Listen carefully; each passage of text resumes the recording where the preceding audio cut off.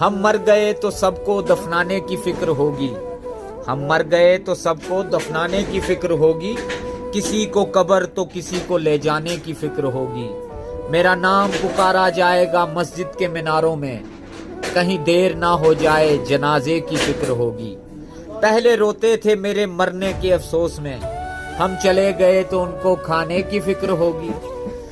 جو ہی شام ہوگی پریشانی بڑھ جائے گی، کتنے مہمان آ گئے ان کو سلانے کی فکر ہوگی۔ پھیکے چاول بنائیں گے سب گوشت بنائیں گے، سب کو برادری میں عزت بنانے کی فکر ہوگی۔ ہم مر گئے تو سب کو دفنانے کی فکر ہوگی، کسی کو قبر تو کسی کو لے جانے کی فکر ہوگی۔ السلام علیکم۔ ایک بچپن کا زمانہ تھا، ایک بچپن کا زمانہ تھا جس میں خوشیوں کا خزانہ تھا۔ تمنا چاند کو پانے کی تھی پر دل تتلی کا دیوانہ تھا۔ تھک کر آنا اسکول سے پر کھیلنے بھی جانا تھا۔ ماں کی کہانی تھی پریوں کا فسانہ تھا۔ بارش میں کاغذ کی ناؤ تھی، ہر موسم سہانا تھا۔ رونے کی وجہ نہ تھی، رونے کی وجہ نہ تھی، نہ ہنسنے کا بہانہ تھا۔ پھر کیوں ہو گئے بڑے ہم، نفیس بھائی پھر کیوں ہو گئے بڑے ہم، اس سے اچھا تو وہ بچپن کا زمانہ تھا۔ السلام علیکم۔ بھٹ صاحب زندگی کیا ہے؟ السلام علیکم۔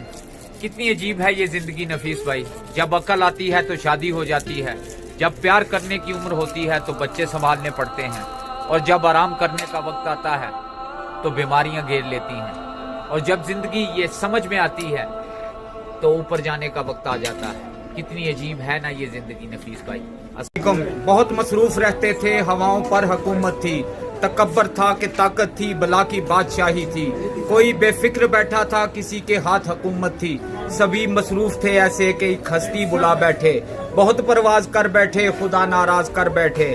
اب اس نے منہ جو پھیرا ہے فقط وحشت کا ڈیرا ہے، کہ دنیا کی ہر ایک بستی بھیانک موت چہرہ ہے۔ خدا منہ پھیر بیٹھا ہے، اب اس کا گھر بھی خالی ہے، قہر دنیا پہ طاری ہے۔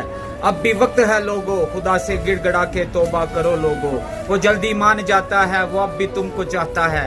کہیں گر دیر ہو جائے زمیں ساری پلٹ جائے، اب بھی وقت ہے لوگو، خدا راضی کرو لوگو، وہ جلدی مان جاتا ہے، وہ جلدی مان جاتا ہے، وہ اب بھی تم کو چاہتا ہے۔ السلام علیکم۔